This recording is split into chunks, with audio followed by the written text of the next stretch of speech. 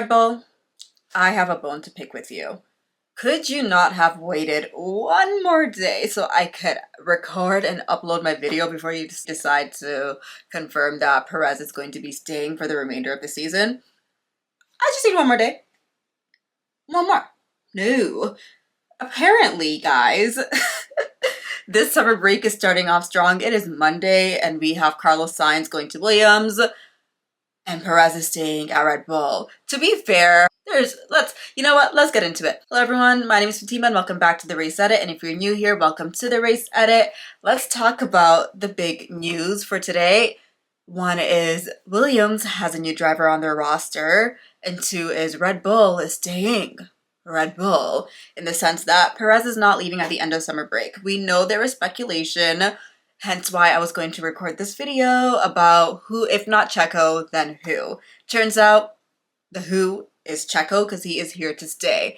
But I'm still going to touch on those points because why is Sergio Checo Perez still staying at Red Bull even though his performances have been quite underwhelming as of late since he re-signed his contract? We know the history of Red Bull. We've seen how ruthless they have and can be, especially for the likes of Alex Albon, Pierre Gasly, even Nick DeVries in that AlphaTauri seat last year. We know how ruthless they can be. With Sergio, it's different because one thing about Red Bull is they've always had a tried and true method when it came to their drivers who were racing for them.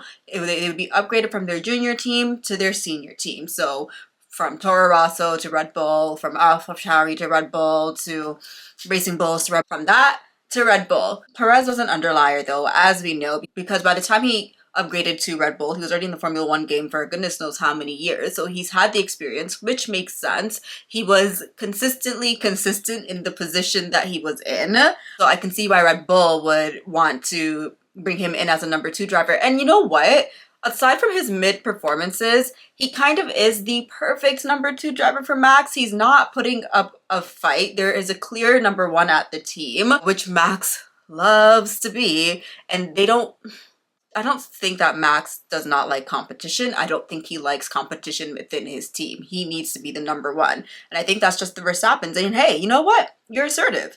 That's cool. That's your bag. And Perez is the perfect number two for a number one driver like that. He definitely helped Red Bull, Max, in 2021 in Abu Dhabi. We know that. And most importantly, he brings in a lot of sponsorship, a lot of money. He has a humongous fan base in Mexico and North America in general. And that is something Red Bull needs. Now, you can counter that by saying, well, Daniel Ricciardo has a huge fan base as well. This is a different kind of market. This is a different market. And on top of that, we aren't seeing the data that Red Bull is seeing. While Helmut Marko was really clear to say after yesterday's race, after the Hungarian Grand Prix? After the Belgian Grand Prix, that he was pretty much not happy with Perez's results.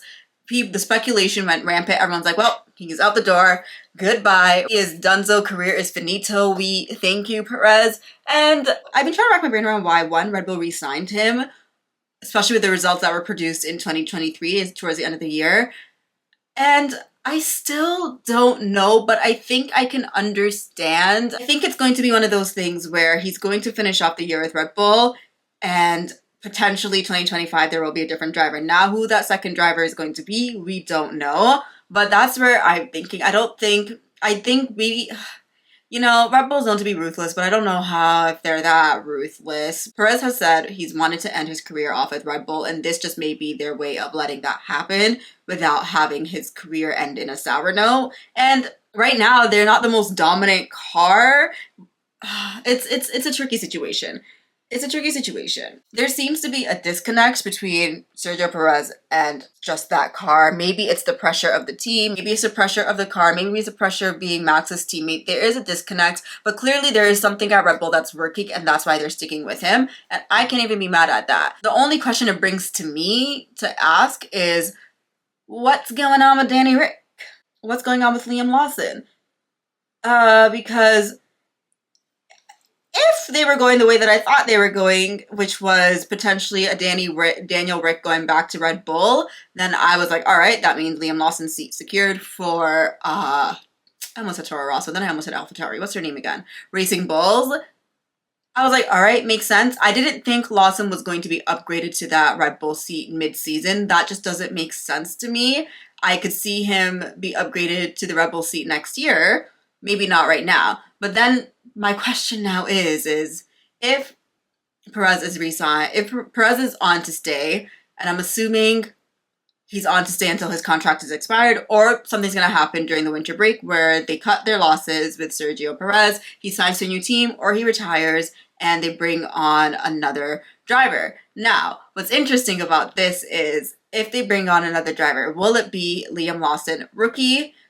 Who would be interesting to compare to Kimi Antonelli if Mercedes end up signing him? I think that would be an interesting parameter because they're both in top teams. So I wonder, I wonder how the dynamics would work. I really wonder how the dynamics would work if that were to happen. Ideally, I would love, we know Yuki's not going to be in the Red Bull seat. I would love to see Yuki in the Red Bull seat. Actually, no, I wouldn't. Honestly, at this point, I don't know what else Yuki needs to do to prove that he could be up in that seat. I want him. If they need to let him go and let him be free. That's where I'm at when it comes to Yuki Tsunoda. They need to let him go and let him be free and just let him soar his wings at a team that's going to appreciate him because he is consistently putting in points this season. You guys, he is of all their drivers aside from Max. Yeah, right now it's Yuki and Max. Yeah, I think my main question now is definitely what goes on with Daniel Ricciardo and Liam Lawson. More so Daniel Ricciardo because the main reason why he came back to Formula One while he was on his sabbatical was for that Red Bull seat. They didn't re-sign him for 2024 for that main Red Bull seat. And then all the chatter that was going on in the past couple of weeks were like, oh, people were like, oh, he's for sure going to that main Red Bull seat, and yet he's still in that Racing Bull seat. So if I'm Daniel, I'm like, all right, is this the end? Unless they have, I feel like he's going to be re-signed for 2025. I'm not going to lie. I feel like Danny, if it goes the way that I think it's going to go, so you're just going to end this season off with Red Bull, potentially retire by the end of 2024.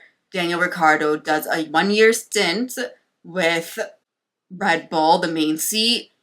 Don't know what happens with him after that.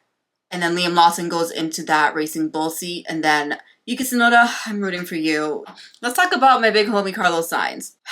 I wasn't even supposed to talk about him today. Red Bull really messed up my plans on making this video because I had a whole thing laid out where I was going to talk about if not Checo, then who. I was going to bring up Yuki Tsunoda. I was going to bring up Daniel Ricciardo, Liam Lawson. I was even going to bring up Carlos Sainz, which I don't think Red Bull was even going to be an option for him just because of their history versus, like I said, Max and the Verstappen camp likes to be that number one driver. Carlos Sainz in Red Bull would not be a number 2 driver. He's looking for a team where he can be that number 1 driver. Will it be Williams? We'll find out because that's Alex Albon's home. That is Alex Albon's home. And I'm really excited to see how this is going to pan out between Carlos Sainz and Alex Albon because I think they're both really great drivers and it's going to show where Alex really stands compared to drivers with the caliber like Carlos Sainz, in the sense that his previous teammates have been Logan Sargent and Nicholas Latifi, and listen, right now it's not looking good for the North Americans. I'm not gonna lie. So North America, we gotta stand up. But no, I am curious to see what it's going to be like when Alex Albon has a teammate like Carlos Sainz, who we know is a good driver, and he is a strategic driver. Clearly, the Audi thing didn't work out, or they said he's signing with Williams for 2025 and onwards. I don't know what onwards means. Is it if another team, I don't want to say a better team, because that's, if another team it has a more enticing offer, could that be where he goes next? Like I said, I don't foresee him at Red Bull. Mercedes, the Williams-Mercedes link, we'll see. And Audi, which we all thought he was going to be going to because of the link with his dad, I guess not. So, yeah, I'm very curious to see what's going to happen next with that. I wonder what your thoughts are on what made Carlos choose Williams. Was it just a safer bet? I like Williams. Williams is actually one of my I think they're on my top 3 teams. They're one of my top. Yeah, I think they're actually in my top 3 for teams. Like I'm a Williams girly, and I really want to see them succeed. You know me, I love to see an underdog win. So I'm not a Williams hater, and if Williams can get back up there, that would be fantastic. That would be fantastic. So if the link up with Carlos Sainz and Alex Albon and with James Vowles there and with the new regulations coming up, if that can be something magical, sign me up. I'm so here for it. I'm really excited about the little shakeups that we're having. Thank you, Lewis Hamilton. Yes, because you going to Ferrari really shook things up. So now everybody's like, oh boy. And now that Carlos Sainz is sorted, that means we can kind of fill in the rest of the puzzle pieces when it comes to who's going where. I really need Bottas to stay. I need a seat for Bottas. I need him to stay somewhere. Please, anyone, please don't leave Sauber. I know they're right now, but they could be better. They could. Sorry, one more thing. What does this mean for Logan Sargent? Oh my gosh, I almost forgot. Is it the end of his Formula One career? Is he gonna go to North America? Is he gonna do Indy? He could go to Formula E. He could. What's stopping him? You know? So yeah, I'm curious about that also. Logan Sargent, sorry dude. It's at least, you know what I'm gonna say though is he got the 2 years, and that's, yeah. It's hard when drivers have to leave, but that's the name of the game in this sport. It's hard when drivers get replaced with someone else. Yeah, there's so many drivers that I'm curious about. I don't know what's going on with Kevin Magnussen. Is he donezo? Bottas, as I mentioned earlier, Logan Sargent. Who else? Okay, so we don't know who's going to be in that Mercedes seat. We don't know who's going to be in that second Mercedes seat. We don't know who's going to be in that second Alpine seat. Could be Jack Doohan. Could be someone else. Alpha. Good point. We don't know who's going to be in that second RB seat because we don't know what's going on with Daniel Ricciardo. We don't. Nor, I'm telling you right now, what's going on is he is going to sign with them by the end of the year for Red Bull, potentially. That's just kind of where my brain is going for like a 1-year deal. I think that's where my brain's going, and that's the only thing I can think of. Liam Lawson in, and then we don't know who's in that second Kick Sauber seat. Still, it could be Bottas. He could resign. That'd be a cool teammate pairing. If the car is okay, Nico Rosberg, oh my gosh, Nico Hulkenberg and Valtteri Bottas. Yeah, so puzzle pieces are slowly fitting in, but we'll have to wait and see, I guess. Thank you all so much for watching my videos. I really appreciate it.